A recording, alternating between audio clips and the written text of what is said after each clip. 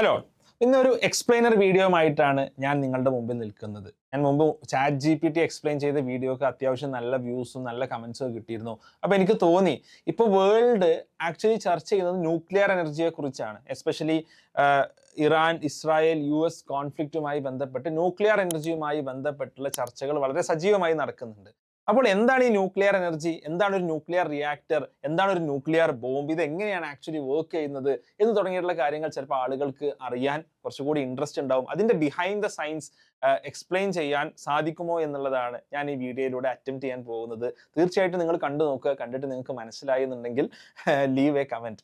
Okay, അപ്പോൾ നമ്മൾ സാധാരണ ഇപ്പോൾ ന്യൂക്ലിയർ എനർജിയെ കുറിച്ച് പറയുമ്പോൾ ന്യൂക്ലിയർ റിയാക്ടേഴ്സ്, നമുക്ക് വൈദ്യുതി ഉൽപ്പാദിപ്പിക്കാൻ വേണ്ടിയിട്ട് നമ്മൾ ന്യൂക്ലിയർ റിയാക്ടേഴ്സ് നമ്മൾ ഇന്ത്യയിലടക്കം നമ്മൾ ഉപയോഗിക്കുന്നു. അതേ ന്യൂക്ലിയർ എനർജി ഉപയോഗിച്ച് nuclear weapons, atom bombs, hydrogen ബോംബുകളെ കുറിച്ചും എല്ലാം നമ്മൾ സംസാരിക്കാറുണ്ട്. അപ്പൊ ഇവിടെ ആദ്യം നമ്മൾ മനസ്സിലാക്കേണ്ടത് എന്താണ് ഒരു കെമിക്കൽ റിയാക്ഷനും ഒരു ന്യൂക്ലിയർ റിയാക്ഷനും തമ്മിലുള്ള വ്യത്യാസം എന്നുള്ളതാണ്.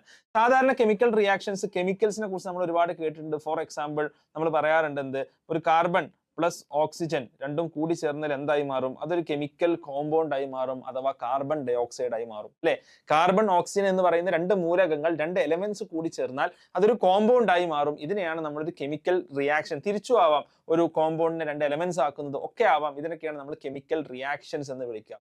അതായത് രണ്ട് വ്യത്യസ്തങ്ങളായിട്ടുള്ള വസ്തുക്കൾ കൂടി ചേർന്നിട്ട് അത് പുതിയൊരു രൂപത്തിൽ അതിനെ ട്രാൻസ്ഫോം ചെയ്യപ്പെടുന്നതിനാണ് നമ്മൾ കെമിക്കൽ റിയാക്ഷൻ എന്നുള്ളത് പറയുക. എന്നാൽ എന്താണ് ന്യൂക്ലിയർ റിയാക്ഷൻ എന്നുള്ളത്? ഈ കെമിക്കൽ റിയാക്ഷനെ നമ്മൾ ശ്രദ്ധിക്കുമ്പോൾ ഒരു ആറ്റം നമ്മൾ എടുക്കുകയാണെങ്കിൽ അതിന് സിംപ്ലിസ്റ്റിക് ആയിട്ട് നമ്മൾ ഒരു ആറ്റത്തെ എക്സ്പ്രസ് ചെയ്യുകയാണെങ്കിൽ, ഒരു ആറ്റത്തിൻ്റെ ഉള്ളിൽ ന്യൂക്ലിയസ് ഉണ്ട്, അതിന് ചുറ്റും ഒരുപാട് ഷെല്ലുകളുണ്ട്. ആ ഷെല്ലുകളിൽ ഡിഫറെന്റ് ഇലക്ട്രോൺസ് എന്ത് ചെയ്യുന്നു? ഇലക്ട്രോൺസ് ആ ന്യൂക്ലിയസിന് ചുറ്റും ഉണ്ട്. ഇതാണ് ജനറലി ഉള്ള ഒരു ആറ്റത്തിന്റെ, ഒരു എലമെന്റിന്റെ, ഒരു ആറ്റത്തിന്റെ സ്ട്രക്ചർ എന്നുള്ളത്. എന്താണ് ഈ ന്യൂക്ലിയസിലുള്ളത്? ഈ ന്യൂക്ലിയസിൽ നമുക്ക് കാണാവുന്നത് രണ്ട് കാര്യങ്ങളാണ്. ഒന്ന് പ്രോട്ടോൺ, രണ്ട് ന്യൂട്രോൺ. അപ്പോൾ നമ്മളെ സംബന്ധിച്ചിടത്തോളം ബേസിക്കലി അറിയേണ്ട ഒരു കാര്യം എന്താണ്? ന്യൂക്ലിയസിന്റെ ഉള്ളിലുള്ള കാര്യത്തെയാണ്, ഉള്ളിലുള്ള പാർട്ടിക്കിൾസ് എന്താണ്? അത് പ്രോട്ടോണും ന്യൂട്രോൺ ആണ്. ന്യൂക്ലിയസിന്റെ പുറത്ത് ആറ്റംസിന്റെ ഷെല്ലിലുള്ള കാര്യങ്ങളാണ് എന്ത്? ഇലക്ട്രോൺസ് എന്നുള്ളത്. ഇലക്ട്രോൺസ് എന്നുള്ളത് ന്യൂക്ലിയസിന് പുറത്താണ്. ഓക്കെ, സാധാരണ രീതിയിൽ ഈ കെമിക്കൽ റിയാക്ഷൻസിൽ ഇലക്ട്രോൺസ് ആണ് പങ്കെടുക്കുന്നത്. ഇലക്ട്രോൺസിന്റെ ട്രാൻസ്ഫറും ഇലക്ട്രോൺസിന്റെ ഷെയറിങ്ങും ഒക്കെയാണ് ഒരു കെമിക്കൽ റിയാക്ഷനിൽ നടക്കുക. എന്നാൽ ഒരു ന്യൂക്ലിയർ റിയാക്ഷനിൽ പോകുമ്പോൾ അവിടെ ഇലക്ട്രോൺസ് അല്ല പാർട്ടിസിപ്പേറ്റ് ചെയ്യുന്നത്, നേരെ മറിച്ച് ഈ പ്രോട്ടോൺസും ന്യൂട്രോൺസുമാണ് എന്ത് ചെയ്യുന്നത്? ഒരു ന്യൂക്ലിയർ റിയാക്ഷനിൽ പാർട്ടിസിപ്പേറ്റ് അല്ലെ. ഇങ്ങനെ സംഭവിക്കുമ്പോൾ എന്ത് ഡിഫറൻസ് ആണ് ഒരു നോർമൽ ഒരു C+O2 CO2 പോലെയുള്ള ഒരു കെമിക്കൽ റിയാക്ഷനിൽ നിന്ന് ഒരു ന്യൂക്ലിയർ റിയാക്ഷനിൽ എന്ത് ഡിഫറൻസ് ആണ് ഉണ്ടാവുന്നത്? നമ്മൾ വെറുതെ ഒന്ന് ആലോചിച്ച് നോക്കുക. ഒരു എലമെന്റിനെ നിശ്ചയിക്കുന്നത് എന്താണ്? അതിന്റെ നമ്പർ ഓഫ് പ്രോട്ടോൺസ് ആണ്. എത്ര പ്രോട്ടോൺസ് ഉണ്ട് എന്നുള്ളതാണ് ഒരു എലമെന്റിനെ ആ എലമെന്റ് ആക്കി നിർത്തുന്നത് എന്താണ്? എത്ര പ്രോട്ടോൺസ് ഉണ്ട് അതിന്റെ ന്യൂക്ലിയസിൽ എന്നുള്ളതാണ്. ഈ ന്യൂക്ലിയസ് എന്നുള്ളത് ഈ ഒരു റിയാക്ഷനിൽ, നമ്മുടെ റിയാക്ഷനിൽ ഇടപെടാൻ തുടങ്ങിയാൽ എന്താണ് ബേസിക്കലി സംഭവിക്കുക? ഒരു ന്യൂക്ലിയസ്, ഇപ്പോൾ ഫോർ എക്സാമ്പിൾ വലിയൊരു ന്യൂക്ലിയസ്, ഒരു 10 പ്രോട്ടോൺസ് ഉള്ള ഒരു ന്യൂക്ലിയസ് എന്തായി മാറുന്നു? അത് 5 പ്രോട്ടോൺസ് ഉള്ള രണ്ട് ന്യൂക്ലിയസ് ആയി മാറുന്നു എന്ന് വിചാരിക്കുക. 10 പ്രോട്ടോണുള്ള ന്യൂക്ലിയസിനെ നമ്മൾ എക്സ് എന്നുള്ള എലമെന്റ് ആണ് വിളിക്കുന്നതെങ്കിൽ 5 പ്രോട്ടോൺ ഉള്ളത് Y ആൻഡ് Y ആയിട്ട് മാറും. അതായത് കാർബൺ, നേരത്തെ പറഞ്ഞ പോലെ ഇപ്പോൾ കാർബൺ ആണെങ്കിൽ കാർബൺ മറ്റൊരു എലമെന്റ് ആയിട്ട് മാറും, അല്ലെങ്കിൽ ഓക്സിജൻ ആണെങ്കിൽ ഓക്സിജൻ മറ്റൊരു എലമെന്റ് ആയിട്ട് മാറും. ഇതാണ് ഒരു ന്യൂക്ലിയർ റിയാക്ഷന് സംഭവിക്കുന്നത്. അതല്ല എന്നുണ്ടെങ്കിൽ ഫോർ എക്സാമ്പിൾ ഒരു പ്രോട്ടോൺ ഉള്ള ഒരു എലമെന്റ് ആണ് ഹൈഡ്രജൻ എന്നുള്ളത്. അത് ഒരു പ്രോട്ടോൺ ഉള്ള ഹൈഡ്രജന്റെ ന്യൂക്ലിയസുമായിട്ട് ഒരു കെമിക്കൽ റിയാക്ഷനിൽ ന്യൂക്ലിയസുമായി ചേരുമ്പോൾ എന്ത് സംഭവിക്കുന്നു? 2 പ്രോട്ടോൺ ഉള്ള എലമെന്റ് ആയി മാറുന്നു. അത് ഏതാണ്? അത് ഹീലിയമാണ് അല്ലെ. അപ്പൊ ഇവിടെ നേരത്തെ carbon plus oxygen carbon dioxide ആവുന്നത് പോലെയല്ല, ഇവിടെ എലമെന്റ്സ് തന്നെ മാറുകയാണ്. എലമെന്റ്സിന് തന്നെ ഇവിടെ ആക്ച്വലി എന്ത് സംഭവിക്കുകയാണ്? മാറ്റം വരികയാണ് എന്നുള്ളത് നമ്മൾ മനസ്സിലാക്കുക. ഇതാണ് ഒരു കെമിക്കൽ റിയാക്ഷനും ഒരു ന്യൂക്ലിയർ റിയാക്ഷനും തമ്മിലുള്ള അടിസ്ഥാനപരമായിട്ടുള്ള വ്യത്യാസം എന്നുള്ളത്. എന്നാൽ ഈ ഒരു കെമിക്കൽ റിയാക്ഷൻ, ന്യൂക്ലിയർ റിയാക്ഷന് അല്ലെങ്കിൽ ന്യൂക്ലിയർ റിയാക്ഷൻ സംഭവിക്കുമ്പോൾ അവിടെ സംഭവിക്കുന്ന മറ്റൊരു കാര്യം എന്താണ്? അവിടെ രണ്ട് ന്യൂക്ലിയസുകൾ തമ്മിൽ കൂടിച്ചേരുമ്പോൾ, അല്ലെങ്കിൽ ഒരു ന്യൂക്ലിയസ് സ്പ്ലിറ്റ് ചെയ്ത് രണ്ട് ചെറിയ ന്യൂക്ലിയസ് ആയി മാറുമ്പോൾ അവിടെ ഒരു മാസിൽ ഡിഫറൻസ് സംഭവിക്കുന്നുണ്ട്, മാസ് ഡിഫക്റ്റ് സംഭവിക്കുന്നുണ്ട്. ഈ മാസ് എന്തായിട്ടാണ് മാറുന്നത്? ഇത് എനർജിയായി മാറുന്നു. നിങ്ങൾ എല്ലാവരും കേട്ടിട്ടുള്ള ഇക്വേഷൻ ആണ് E = mc². ഐൻസ്റ്റീൻ്റെ ഇക്വേഷൻ ആയിട്ടുള്ള E=mc² എന്നുള്ളത് എല്ലാവരും കേട്ടിട്ടുണ്ടാകും. എന്താണ് E=mc² എന്ന് പറയുന്ന ആ ഇക്വേഷൻ നമ്മളോട് സൂചിപ്പിക്കുന്നത്? എനർജി, നമുക്ക് മാസിനെ എനർജി ആയിട്ടും എനർജിയെ മാസ് ആയിട്ടും നമുക്ക് കൺവേർട്ട് ചെയ്യാൻ സാധിക്കും. ഈ മാസ് എന്നതിനെ, അതായത് ഒരു വസ്തുവിന്റെ പിണ്ഡത്തെ എനർജി ആക്കി മാറ്റുമ്പോൾ എന്താണ് സംഭവിക്കുന്നത്, എത്രത്തോളം എനർജി അവിടെ രൂപപ്പെടുന്നുണ്ട്, അത് മാസിനെ c² കൊണ്ട് മൾട്ടിപ്ലൈ ചെയ്യുമ്പോഴാണ്. c എന്നുള്ളത് എന്താണ്? c = speed of light. പ്രകാശത്തിന്റെ വേഗതയാണ് നമ്മൾ c എന്ന് വിളിക്കുന്നത്. എത്രയാണ്? 3 × 10⁸ മീറ്റർ/സെക്കൻഡ് ആണ്. ഒരു സെക്കൻഡിൽ 3 × 10⁸ മീറ്റർ ആണ് പ്രകാശം സഞ്ചരിക്കുന്നത്. അപ്പൊ അതിന്റെ സ്ക്വയർ എന്ന് പറയുമ്പോൾ 9 × 10⁻16 മീറ്റർ² ആകും അല്ലെ? അതിന് ഈവൻ ഇപ്പോൾ 1 കിലോഗ്രാം മാസ് ഉണ്ടെന്ന് വിചാരിക്കുക. 1 കിലോഗ്രാം മാസിനെ നമ്മൾ അതിന് എനർജി, അത് മുഴുവനായിട്ട് എനർജി ആയിട്ട് മാറുകയാണെങ്കിൽ 1 കിലോഗ്രാം × 9 × 10⁻16 മീറ്റർ²/സെക്കൻഡ്² = 9 × 10⁻16 ജൂൾ. ഇത്രയും എനർജി പ്രൊഡ്യൂസ് ചെയ്യപ്പെടും. ഇത് വലിയൊരു എമൗണ്ട് ഓഫ് എനർജിയാണ്. എത്രയോ ടൺ കണക്കിന് ഒരു TNT അല്ലെങ്കിൽ ഒരു ഡൈനാമിറ്റ് ഒക്കെ പൊട്ടിക്കുന്നതിന് തുല്യമായിരിക്കും 9 × 10⁻16 ജൂൾ എനർജി പ്രൊഡ്യൂസ് ചെയ്യുക എന്ന് പറഞ്ഞാൽ. അപ്പോൾ ഈവൻ 1 ഗ്രാം മാസ് പോലും എനർജിയായി മാറുകയാണ് എന്നുണ്ടെങ്കിൽ there will be a huge amount of energy which is actually released. ഒരുപാട് എനർജി അവിടെ റിലീസ് ചെയ്യപ്പെടും. ഈ എനർജിയാണ് ബേസിക്കലി ഒരു ന്യൂക്ലിയർ റിയാക്ടറിലാവട്ടെ ഒരു ആറ്റം ബോംബിലാവട്ടെ യൂസ് ചെയ്യുന്നത്. ന്യൂക്ലിയർ റിയാക്ടറിൽ അതെങ്ങനെ യൂസ് ചെയ്യുക? ആ എനർജി ഉപയോഗിച്ചുകൊണ്ട് വൈദ്യുതി ഉണ്ടാക്കാൻ വേണ്ടി നമ്മൾ ഉപയോഗിക്കുന്നു. അങ്ങനെ ന്യൂക്ലിയർ പവർ പ്ലാന്റുകളിൽ നമ്മൾ വൈദ്യുതി ഉണ്ടാക്കുന്നു. എന്നാൽ അതേ കാര്യം തന്നെ ഒരു ആറ്റം ബോംബിൽ എങ്ങനെ യൂസ് ചെയ്യുന്നത്? ആ എനർജി പ്രൊഡ്യൂസ് ചെയ്യുന്ന ആ പ്രൊഡ്യൂസ് ചെയ്യപ്പെടുന്ന എനർജി ഹീറ്റ് ഓർ ലൈറ്റ് ആയിട്ട് മാറുന്നു. അത് ആളുകളെ അപായപ്പെടുത്തുന്നു. ഇതാണ് സംഭവിക്കുന്നത്. അപ്പൊ നമ്മളിപ്പോൾ മനസ്സിലാക്കിയത് 2 തരത്തിലുള്ള ന്യൂക്ലിയർ റിയാക്ഷൻസ് ഉണ്ട്. ഒന്നുകിൽ ഒരു വലിയ ന്യൂക്ലിയസ് സ്പ്ലിറ്റ് ചെയ്ത് 2 ചെറിയ ന്യൂക്ലിയസുകളായി മാറാം. ഇതിനെയാണ് നമ്മൾ ന്യൂക്ലിയർ ഫിഷൻ എന്ന് വിളിക്കുക. ഓക്കെ, അല്ലെങ്കിൽ 2 ചെറിയ ന്യൂക്ലിയസുകൾ കൂടി ചേർന്ന് ഒരു വലിയ ന്യൂക്ലിയസ് ആയി മാറാം. ഇതിനെയാണ് നമ്മൾ ന്യൂക്ലിയർ ഫ്യൂഷൻ എന്ന് വിളിക്കുക. ഓക്കെ, അപ്പോൾ ഇത് രണ്ടിനും പല എക്സാമ്പിൾസ് ഉണ്ട്. ഇപ്പൊ ന്യൂക്ലിയർ ഫിഷൻ നടക്കുന്ന, ഇപ്പൊ നമ്മുടെ ആറ്റം ബോംബ്സിൽ നടക്കുന്നത്, അല്ലെങ്കിൽ നമ്മുടെ നോർമൽ ആയിട്ടുള്ള നമ്മുടെ ന്യൂക്ലിയർ പവർ പ്ലാന്റ്സിലൊക്കെ നടക്കുന്നത് എന്താണ്? അത് ന്യൂക്ലിയർ ഫിഷൻ ആണ്. ന്യൂക്ലിയർ ഫ്യൂഷൻ നടക്കുന്നത് ഇപ്പൊ ഫോർ എക്സാമ്പിൾ സണ്ണില്, സ്റ്റാർസിലെല്ലാം നടക്കുന്നത് ന്യൂക്ലിയർ ഫ്യൂഷൻ ആണ്. അപ്പൊ ആക്ച്വലി ഏതാണ് കൂടുതൽ പവർഫുൾ? നമുക്ക് നോക്കിയാൽ തന്നെ കാണാൻ സാധിക്കും ന്യൂക്ലിയർ ഫ്യൂഷൻ ആണ്. സണ്ണ് ഇതേപോലെ ജ്വലിച്ചു നിൽക്കാനുള്ള റീസൺ എന്താണ്? അവിടെ ന്യൂക്ലിയർ ഫ്യൂഷൻ നടക്കുന്നുണ്ട് എന്നുള്ളതാണ്. എന്താണ് അവിടെ നടക്കുന്ന ന്യൂക്ലിയർ ഫ്യൂഷൻ എന്നുള്ളത്? 2 ഹൈഡ്രജൻ കൂടി ചേർന്നിട്ട് ഒരു ഹീലിയം ന്യൂക്ലിയസ് ആയി മാറുന്നു എന്നുള്ളതാണ്.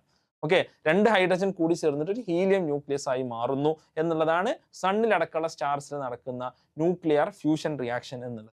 അപ്പൊ ഈ ന്യൂക്ലിയർ ഫ്യൂഷൻ റിയാക്ഷൻ എന്നുള്ളത് ഹ്യൂജ് എനർജി എന്ത് ചെയ്യുന്നുണ്ട്? പ്രൊഡ്യൂസ് ചെയ്യുന്നുണ്ട്. ഓക്കെ, ഇനി നമുക്ക് ന്യൂക്ലിയർ ഫിഷനിലോട്ട് തിരിച്ചു വരാം. നമ്മൾ വേൾഡ് വ്യാപകമായിട്ട് ഉപയോഗിക്കുന്ന വലിയൊരു കാര്യം എന്നുള്ളത് ന്യൂക്ലിയർ ഫിഷൻ ആണ്. ഓക്കെ, ന്യൂക്ലിയർ ഫിഷനിൽ എന്താ സംഭവിക്കുന്നത്? വലിയ ഒരു ന്യൂക്ലിയസ്, ഫോർ എക്സാമ്പിൾ നമ്മൾ ഇവിടെ എടുക്കാൻ പോകുന്ന എക്സാമ്പിൾ എന്നുള്ളത് യുറേനിയം, നമ്മൾ സാധാരണ കേൾക്കാറുണ്ട് യുറേനിയം 235 ആണ്. ഓക്കെ, യുറേനിയം 235 എന്നുള്ളത്, ആ യുറേനിയം 235 എന്നുള്ള വലിയൊരു ന്യൂക്ലിയസിലോട്ട് ഒരു ന്യൂട്രോൺ വന്ന് ഇടിക്കുമ്പോൾ എന്താ സംഭവിക്കുക? ഒരു ന്യൂട്രോൺ വന്ന് ഇടിക്കുമ്പോൾ അവിടെ എന്ത് സംഭവിക്കുന്നു? ഈ യുറേനിയം ന്യൂക്ലിയസ് സ്പ്ലിറ്റ് ആയി 2 ന്യൂക്ലിയസ്, ചെറിയ ന്യൂക്ലിയസ് ആയി മാറുന്നു. ഏതെല്ലാമാണത്? ബേരിയം 56ഉം ക്രിപ്റ്റോൺ 36 ന്യൂക്ലിയസ് ആയിട്ട് എന്ത് ചെയ്യുന്നു? മാറുന്നു. ബേരിയം, ക്രിപ്റ്റോൺ എന്ന് പറയുന്ന രണ്ട് സ്മോളർ എലമെന്റ്സ് ആയിട്ട് അതിന്റെ ന്യൂക്ലിയസ് ആയി മാറുന്നു. അതിന്റെ കൂടെ തന്നെ 3 ന്യൂട്രോണും എന്ത് ചെയ്യുന്നു? പുറത്തോട്ട് എടുക്കുന്നു. 3 ന്യൂട്രോണും പുറത്തോട്ട് എടുക്കുന്നു. അപ്പോൾ ബേസിക്കലി എന്താ സംഭവിക്കുന്നത്? ഒരു ന്യൂട്രോൺ വന്നിട്ട് ഇടിച്ചിട്ട് ഇവിടെ ബേരിയവും ക്രിപ്റ്റോണായി മാറും. പ്ലസ് 3 ന്യൂട്രോൺ കൂടി പുറത്തോട്ട് വരുന്നു. ഈ 3 ന്യൂട്രോൺ വീണ്ടും എന്ത് സംഭവിക്കുന്നു? ഈ 3 ന്യൂട്രോൺ വീണ്ടും അടുത്ത യുറേനിയത്തെ പോയിട്ട് 3 യുറേനിയം ന്യൂക്ലിയസുകളെ പോയിട്ട് ബൊംബാർഡ് ചെയ്യുന്നു, കൊളൈഡ് ചെയ്യുന്നു. അത് വീണ്ടും എത്ര ന്യൂട്രോൺസ് ആയി മാറും? 9 ന്യൂട്രോൺസ് ആയിട്ട് മാറും. ഇനി അടുത്ത റിയാക്ഷനിൽ ഈ 9 ന്യൂട്രോൺസ് എന്നുള്ളത് 27 ന്യൂട്രോൺസ് ആയി മാറും. ഇതിനെയാണ് നമ്മൾ ബേസിക്കലി ചെയിൻ റിയാക്ഷൻ എന്ന് വിളിക്കുക. Okay, chain reaction. അപ്പോൾ ഈ ചെയിൻ റിയാക്ഷനിലൂടെ കൂടുതൽ ന്യൂട്രോൺസ് ഉണ്ടാകുന്നു. അതോടൊപ്പം ഇതിന്റെ കൂടെ ഓരോ റിയാക്ഷന്റെയും കൂടെ കൂടുതൽ എനർജിയും റിലീസ് ചെയ്യുന്നു. E=mc² പ്രകാരം കൂടുതൽ എനർജി റിലീസ് ചെയ്യുന്നു. അപ്പോൾ ഒരു റിയാക്ഷൻ 3 റിയാക്ഷനായി മാറുമ്പോൾ 3 ടൈംസ് എനർജി റിലീസ് ചെയ്യുന്നു. അത് 9 മാറുമ്പോൾ 9 ടൈംസ് എനർജി റിലീസ് ചെയ്യുന്നു. നമ്മളൊന്ന് സങ്കല്പിച്ച് നോക്കുക. ഏതാനും നിമിഷങ്ങൾക്കുള്ളിൽ ഒരു ലാർജ് എമൗണ്ട് ഓഫ് എനർജി അവിടെ ജനറേറ്റ് ചെയ്യപ്പെടുകയാണ് ചെയ്യുന്നത്. ഓക്കെ, ഇതാണ് ഒരു ന്യൂക്ലിയർ റിയാക്ടറിൽ സംഭവിക്കുന്നത്. ഇത് അൺകൺട്രോൾഡ് ആയി പോയി കഴിഞ്ഞാൽ അതിങ്ങനെ 1 3 3 9 9 27 27 81 81 343 ആയിട്ട് അൺകൺട്രോൾഡ് ആയി പോയി കഴിഞ്ഞാൽ അതൊരു ആറ്റം ബോംബായിട്ട് മാറുന്നു. കാരണം നമ്മുടെ കയ്യിൽ നിന്ന് കിട്ടില്ല. എനർജി ഇങ്ങനെ എക്സ്പോണൻഷ്യലി 3 ടൈംസ് ആയിട്ട് ഇങ്ങനെ ഇൻക്രീസ് ചെയ്തുകൊണ്ടേയിരിക്കുന്നു. ഇതാണ് ബേസിക്കലി ഒരു ആറ്റം ബോംബിൽ സംഭവിക്കുന്നത്. എന്നാൽ നേരെ മറിച്ച് ന്യൂക്ലിയർ റിയാക്ടറിൽ നമുക്ക് അങ്ങനെ വിടാൻ സാധിക്കോ? അങ്ങനെ വിടാൻ സാധിക്കില്ല. ഇതിനെ കൺട്രോൾ ചെയ്യണം. കൺട്രോൾഡ് ആയിട്ടുള്ള ചെയിൻ റിയാക്ഷൻ നടത്താൻ വേണ്ടിയിട്ട് അതിന് വേണ്ടിയിട്ട് ചില ടെക്നിക്സ് ഒക്കെ ഉണ്ട്. ഫോർ എക്സാമ്പിൾ അവിടെ കൺട്രോൾ റോഡ്സ് വെക്കും. അതായത് ഫോർ എക്സാമ്പിൾ ഒരു ന്യൂട്രോണിൽ നിന്ന് 3 ന്യൂട്രോൺ ഉണ്ടാകുമ്പോൾ അതിൽ നിന്ന് 2 എണ്ണം ഈ കൺട്രോൾ റോഡ്സ് പിടിച്ചു ഒന്നേ ഉണ്ടാവുള്ളൂ. അപ്പൊ നമ്മുടെ കൺട്രോളിലായി. അതേപോലെ മോഡറേറ്റർ എന്ന് പറഞ്ഞ ഒരു സംഭവം ഉണ്ട്. സോ ദാറ്റ് നമുക്ക് ആ റിയാക്ഷന്റെ സ്പീഡ് നമുക്ക് കുറക്കാൻ സാധിക്കും. ന്യൂട്രോൺസിന്റെ സ്പീഡ് നമുക്ക് കുറക്കാൻ സാധിക്കും. ഇങ്ങനെ പല ടെക്നിക്സിലൂടെ കൺട്രോൾഡ് ആയിട്ട് വെക്കുമ്പോൾ അതൊരു ന്യൂക്ലിയർ റിയാക്ടർ ആയിട്ട് മാറുന്നു. ഈ ന്യൂക്ലിയർ റിയാക്ടറിൽ എന്താണ് സംഭവിക്കുക? ന്യൂക്ലിയർ റിയാക്ടറിൽ ഇതേപോലെ കൺട്രോൾഡ് ആയിട്ട് ഹീറ്റ് ജനറേറ്റ് ചെയ്യുന്നു. ഈ ഹീറ്റ് ജനറേഷൻ ഉപയോഗിച്ചിട്ട് നമ്മൾ അത് ടർബൈൻ കറക്കുന്നു. ടർബൈൻ കറക്കിയിട്ട് നമ്മൾ ഇലക്ട്രിസിറ്റി ആക്കി മാറ്റുന്നു, കറണ്ട് ആക്കി മാറ്റുന്നു, നമുക്ക് ഉപകാരപ്രദമായ രൂപത്തിലോട്ടാക്കി മാറ്റുന്നു. എന്നാൽ ഒരു ബോംബിൽ എന്താ സംഭവിക്കുന്നത്? അവിടെ അൺകൺട്രോൾഡ് ആയിട്ടുള്ള റിയാക്ഷൻ നടക്കുന്നു. അൺകൺട്രോൾഡ് ആയിട്ടുള്ള റിയാക്ഷനിൽ large amount of energy release ചെയ്യുന്നു. ഇതാണ് ഹിരോഷിമയിലും നാഗസാക്കിയിലൊക്കെ സംഭവിച്ച കാര്യം. ഇന്ന് ലോകം ഒരു പക്ഷേ ന്യൂക്ലിയർ പവറുകൾ ഈ യുദ്ധങ്ങളിലൊക്കെ ഇടപെടുമ്പോൾ അല്ലെങ്കിൽ അവര് മറ്റു രാജ്യങ്ങളെ ആക്രമിക്കുമ്പോൾ നമ്മളെപ്പോഴും പേടിക്കേണ്ട ഒരു കാര്യം അതാണ്. ഒരു ന്യൂക്ലിയർ ബോംബ് പ്രയോഗിച്ചു കഴിഞ്ഞാൽ നമുക്ക് ഒരിക്കലും കൺട്രോൾ ചെയ്യാൻ പറ്റാത്ത രീതിയിലുള്ള അത്രയും എനർജിയാണ് എന്ത് ചെയ്യപ്പെടുന്നത്, അവിടെ റിലീസ് ചെയ്യപ്പെടുന്നത്. അതോടൊപ്പം തന്നെ മറ്റൊരു ഡേഞ്ചർ എന്താന്ന് വെച്ചാൽ ഇതിലൂടെ പ്രൊഡ്യൂസ് ചെയ്യപ്പെടുന്ന മറ്റ് എലമെന്റുകൾ അല്ലെങ്കിൽ മറ്റ് മെറ്റീരിയൽസ് എല്ലാം റേഡിയോ ആക്റ്റീവ് ആയിരിക്കും എന്നുള്ളതാണ്. ഈ റേഡിയോ ആക്റ്റീവ് എന്ന് പറഞ്ഞാൽ ഒരു ന്യൂക്ലിയസിൽ നിന്ന് ആൽഫ ബീറ്റ ഗാമ റേസ് പുറത്തു വരുന്നു. ഈ ഗാമ റേസ് ഒക്കെ പലപ്പോഴും മനുഷ്യ ശരീരത്തിനെ തുളച്ച് മാറ്റാവുന്ന രീതിയിലാണ് എന്ത് ചെയ്യുന്നത്, അല്ലെങ്കിൽ നമ്മുടെ സെൽസിലൊക്കെ ചെന്നിട്ട് നമ്മുടെ DNA അടക്കം ചേഞ്ച് വരുത്താവുന്ന രീതിയിലാണ് ഇതിലുള്ള പല റേസിന്റെയും ശക്തി ഉണ്ടാവുക എന്നുള്ളത് നമ്മൾ മനസ്സിലാക്കുക. അത് തലമുറകളോളം വ്യാപിച്ചു നിൽക്കുന്ന ജനറ്റിക് ആയിട്ടുള്ള പ്രശ്നങ്ങൾക്ക് വരെ കാരണമാകുന്നു. അപ്പൊ അവിടെയുള്ള ആളുകളെ കൊല്ലുക എന്നുള്ളത് മാത്രമല്ല, ഒരു പക്ഷേ അതിനോട് കോണ്ടാക്റ്റിൽ വന്നിട്ടുള്ള ആളുകളുടെ നെക്സ്റ്റ് ജനറേഷനിൽ വലിയ മ്യൂട്ടേഷൻസ് ഉണ്ടാക്കിയിട്ട് അവർക്ക് ഒരുപാട് ഹെൽത്ത് പ്രശ്നങ്ങൾ ഉണ്ടാവുക എന്നുള്ളത് വരെ ഈ ഒരു ന്യൂക്ലിയർ ബോംബ് വന്നാൽ അതിന്റെ ഒരു പ്രത്യാഘാതമായിട്ട് നമ്മൾ അനുഭവിക്കേണ്ടി വരും എന്നുള്ളതും. അതോടൊപ്പം നമ്മൾ കേൾക്കുന്ന ഒരു ടേമാണ് യുറേനിയം എൻറിച്ച്മെന്റ്. അല്ലെ, എന്താണ് യുറേനിയം എൻറിച്ച്മെന്റ് എന്നുള്ളത്? യുറേനിയം ആണ് സാധാരണ ന്യൂക്ലിയർ ഫിഷന് വേണ്ടി നമ്മൾ ഉപയോഗിക്കുന്ന എലമെന്റ് എന്നുള്ളത് യുറേനിയം ആണ്. യുറേനിയം എന്നുള്ളത് നമുക്ക് അവൈലബിൾ ആയിട്ടുള്ളത് യുറേനിയത്തിന്റെ മാസ് നമ്പർ 238 ആയിട്ടുള്ള യുറേനിയം. 2 ടൈപ്പ് ഓഫ് യുറേനിയം ഉണ്ട്. യുറേനിയം 238 ഉണ്ട്, യുറേനിയം 235 ഉണ്ട്. നാച്ചുറലി നമുക്ക് അവൈലബിൾ ആയിട്ടുള്ളത് സാധാരണ യുറേനിയം 238 ആണ്. പക്ഷേ ഇത് ഫിസൈൽ അല്ല. ഇത് അത്രത്തോളം ഫിസൈൽ അല്ല, കുറച്ചുകൂടി സ്റ്റേബിൾ ആണ്. അതായത് ഇതിനെന്ത് ചെയ്യാൻ പറ്റില്ല, ഒരു ന്യൂട്രോൺ വിട്ടിട്ട് പെട്ടെന്ന് നമുക്ക് 2 ആക്കി മാറ്റാൻ സാധിക്കില്ല. ആ 2 ആക്കി മാറ്റാൻ സാധിക്കുന്നത് ഏതാണ്? യുറേനിയം 235 ആണ്. പക്ഷെ നമ്മൾ നേച്ചറിൽ നിന്ന് യുറേനിയം എടുത്താൽ അതിൽ യുറേനിയം 238 ഏകദേശം 99.3% യുറേനിയം 238ഉം 0.7% യുറേനിയം 235 ആയിരിക്കും. ഓക്കെ, അപ്പൊ അവിടെ നിന്ന് നമ്മൾ യുറേനിയം 235നെ നമ്മൾ കുറച്ചധികം കൂടി ഒരു 5% ഒക്കെ കൊണ്ടുവന്നാൽ മാത്രമാണ് നമുക്ക് എന്ത് ചെയ്യാൻ സാധിക്കുക, ഇതിനൊരു ന്യൂക്ലിയർ റിയാക്ടർ നമുക്ക് ഉപയോഗിക്കാൻ സാധിക്കുക. കാരണം യുറേനിയം 235 ആണ് ഫിഷൻ നടക്കുന്ന യുറേനിയം എന്ന്. ഓക്കെ, അപ്പോൾ ഇത് നടത്തുന്ന ഒരു പ്രോസസ്സിനെയാണ് യുറേനിയം എൻറിച്ച്മെന്റ് എന്ന് നമ്മൾ പറയാറുള്ളത്. ഇത് നമ്മൾ പത്രങ്ങളിലൊക്കെ ഒരുപാട് വായിക്കുന്നുണ്ടാവും. അതുകൊണ്ടാണ് ഈ ടേം കൂടി ഞാൻ ആക്ച്വലി ഇവിടെ പറയുന്നത്. ഓക്കെ, അപ്പൊ യുറേനിയം എൻറിച്ച്മെന്റ് നടത്തുന്ന ഈ ഒരു പ്രോസസ്സാണ് ബേസിക്കലി യുറേനിയത്തെ ഫിസൈലാക്കി മാറ്റുന്നത്. ഓക്കെ, അപ്പൊ നമ്മൾ കേട്ടുള്ള ഒരു ടേം എക്സ്പ്ലെയിൻ ചെയ്തു എന്നുള്ളത് മാത്രം. അപ്പൊ നമുക്ക് സ്വാഭാവികമായിട്ടും വരുന്നൊരു ചോദ്യം ഉണ്ടാവും, ആക്ച്വലി ഈ യുറേനിയം റേഡിയോ ആക്ടിവിറ്റി എന്നുള്ളതൊക്കെ യുറേനിയം അല്ലെങ്കിൽ പ്ലൂട്ടോണിയം ഇത്തരം കാര്യങ്ങളുമായി ബന്ധപ്പെട്ടതാണ്. അപ്പോൾ നമ്മൾ ഫ്യൂഷൻ പറഞ്ഞു അല്ലേ? ഫ്യൂഷന്റെ റിയാക്ഷൻ ആക്ച്വലി വളരെ സിമ്പിൾ ആണ്. ഒരു ഹൈഡ്രജനും കൂടി അതിന്റെ ന്യൂക്ലിയസ് കൂടി ഒരു ഹീലിയമായി മാറുന്നു എന്നുള്ളതാണ്. ഇത് പക്ഷേ വളരെ സിമ്പിൾ റിയാക്ഷൻ ആണ്. എന്തുകൊണ്ട് നമുക്ക് ഇത് ഉപയോഗിച്ചുകൂടാ? ഇവിടെ നമുക്കറിയാം ഹൈഡ്രജനും ഹീലിയം ഒന്നും റേഡിയോ ആക്റ്റീവ് അല്ല. അപ്പൊ അതുകൊണ്ട് എന്തില്ല, അതിന്റെ ഡേഞ്ചർ ഇല്ല.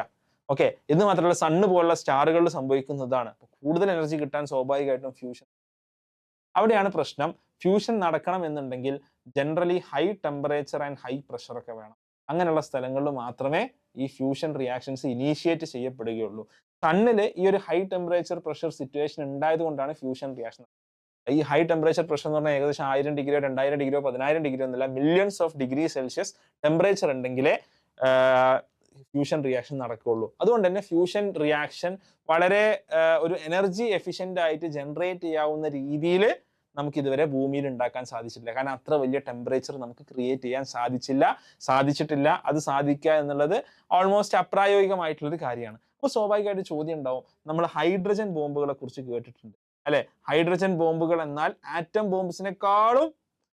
ബോംബ്സിനെക്കാളും വളരെ പവർഫുൾ ആണ് ഹൈഡ്രജൻ ബോംബ്സ് എന്നുള്ളത് നമ്മൾ കേട്ടിട്ടുണ്ടാവും. അതായത് ഒരു ആറ്റം ബോംബ് ന്യൂക്ലിയർ ഫിഷൻ വഴിയാണെങ്കിൽ ഹൈഡ്രജൻ ബോംബ് ന്യൂക്ലിയർ ഫ്യൂഷൻ വഴിയാണ്. ഇത് ഉപയോഗിക്കാൻ പറ്റില്ല, ഫ്യൂഷൻ റിയാക്ഷൻ നടക്കില്ല എന്നുണ്ടെങ്കിൽ എന്തിനാണ് നമ്മൾ ഈ ഹൈഡ്രജൻ ബോംബ് ഉണ്ടാക്കി വെച്ചിട്ടുള്ളത്? അത് വളരെ പ്രധാനപ്പെട്ട ഒരു ക്വസ്റ്റ്യൻ ആണല്ലോ. അപ്പോൾ ഒരു ഹൈഡ്രജൻ ബോംബ് ഒക്കെ ഉണ്ടാക്കിയിട്ട് ഉപയോഗിക്കാൻ പറ്റില്ലെങ്കിൽ ഇത്ര കഷ്ടപ്പെട്ട് റിസർച്ച് ചെയ്ത് ഉണ്ടാക്കുന്നത് എന്തിനാണ്? അത് വളരെ സിമ്പിൾ ആയിട്ടുള്ള റീസൺ ആണ്. ഒരു ഹൈഡ്രജൻ ബോംബ് ഏതെങ്കിലും ഒരു രാജ്യം, ഇപ്പൊ അമേരിക്കയെ പോലത്തെ രാജ്യം വിക്ഷേപിക്കുക എങ്ങനെയായിരിക്കും? ആദ്യം ഒരു ആറ്റം ബോംബ് ഇടും. ആ ആറ്റം ബോംബ് ഇടുന്ന ഇൻസ്റ്റൻസിൽ there will be a flash. അവിടെ എന്തുണ്ടാവും? അവിടെ ഒരു ഹൈ ടെമ്പറേച്ചർ, ഈ പറഞ്ഞ ഫ്യൂഷൻ നടക്കാൻ ആവശ്യമായിട്ടുള്ള ടെമ്പറേച്ചർ അവിടെ ജനറേറ്റ് ചെയ്യും. ആ ഒരു ഇൻസ്റ്റൻസിലാണ് നെക്സ്റ്റ് ഒരു ഹൈഡ്രജൻ ബോംബ് എന്ത് ചെയ്യുക? യൂസ് ചെയ്യുക. സോ ദാറ്റ് ആ ഫ്യൂഷൻ റിയാക്ഷൻ അവിടെ നടക്കാൻ തുടങ്ങും. അപ്പൊ അതിൻ്റെ ഒരു ഭയാനകത നമ്മളൊന്ന് ആലോചിച്ച് നോക്കും. ഒരു ഹൈഡ്രജൻ ബോംബ് പോലത്തെ വെപ്പൺസിന്റെ ഭയാനകത ശരിക്കും നമ്മളെ ചിന്തിപ്പിക്കേണ്ടതാണ്. ഇങ്ങനത്തെ വെപ്പൺസ് ഒക്കെ നമുക്ക് വേണോ എന്നുള്ളത്. നമ്മുടെ രാജ്യങ്ങൾക്കൊക്കെ, എസ്പെഷ്യലി വികസിത രാജ്യങ്ങളിൽ ഇത്തരം കാര്യങ്ങൾ ഉണ്ടായത് കൊണ്ട് തന്നെയാണ് മറ്റുള്ളവരത് ഉണ്ടാക്കാൻ വേണ്ടി തുനിയിറങ്ങുന്നത്. അവരവരുടെ സുരക്ഷയാണ് അവരവർക്ക് പ്രധാനം അല്ലേ? അപ്പൊ ഇത് ശരിക്ക് നമുക്ക് വേണ്ട ഒന്നാണോ എന്നുള്ളത് നമ്മൾ ആലോചിക്കേണ്ടതുണ്ട്. അപ്പോൾ ഇതിനൊരു science behind the science explain ചെയ്തു എന്നുള്ളത് മാത്രം. യഥാർത്ഥത്തിൽ E=mc² എന്ന് പറയുന്ന ഒരു ഇക്വേഷൻ മനുഷ്യരാശിയുടെ നന്മയ്ക്ക് വേണ്ടി ഉപയോഗിക്കേണ്ട ഒന്നാണ്. കാരണം അത്രത്തോളം പവർഫുൾ ആയിട്ടുള്ള ഒരു ഇക്വേഷനാണ്. എങ്ങനെ മാസിനെ എനർജി ആക്കി കൺവേർട്ട് ചെയ്യാം എന്ന് നമുക്ക് കാണിച്ചു തരുന്ന ഇക്വേഷനാണ് E=mc². എന്നാൽ അതുകൊണ്ടുണ്ടായ ദുരന്തങ്ങൾക്ക്, ഹിരോഷിമയിലും നാഗസാക്കിയിലും പിന്നീട് ചെർണോബിലൊക്കെ ഉണ്ടായിട്ടുള്ള ദുരന്തങ്ങൾക്ക് ഒരിക്കലും കയ്യും കണക്കുമില്ല. ആളുകളുടെ ജീവിതങ്ങൾ നമ്മൾ അതിന് വിലയായി കൊടുത്തിട്ടുണ്ട് എന്നുള്ളത് നമ്മൾ മനസ്സിലാക്കുക. സോ എൻ്റെ ചാനലിൻ്റെ ജോണറിൽ നിന്ന് കുറച്ച് ഡിഫറെൻ്റ് ആയിട്ടുള്ളൊരു വീഡിയോ ജസ്റ്റ് ചെയ്യാം എന്നുള്ളതാണ് വിചാരിച്ചത്. നിങ്ങളുടെ അഭിപ്രായങ്ങൾ ക്ഷണിക്കുന്നു. നിങ്ങൾ ഈ വീഡിയോ കണ്ട് നിങ്ങൾക്ക് മനസ്സിലായി എന്നുണ്ടെങ്കിൽ തീർച്ചയായിട്ടും നിങ്ങളൊരു കമൻറ്റ് ലീവ് ചെയ്യുക. കാരണം അങ്ങനെയാണെങ്കിൽ ഇങ്ങനത്തെ വീഡിയോസ് ഇനിയും ഇടാൻ അതെനിക്കൊരു പ്രചോദനമായി മാറും. ഇത്രയും പറഞ്ഞുകൊണ്ട് ഇവിടെ വൈൻഡപ്പ് ചെയ്യുകയാണ്. കൂടുതൽ വീഡിയോസുമായി കാണാം. തീർച്ചയായിട്ടും ഈ ചാനൽ സബ്സ്ക്രൈബ് ചെയ്യാൻ മറക്കണ്ട. താങ്ക്സ്.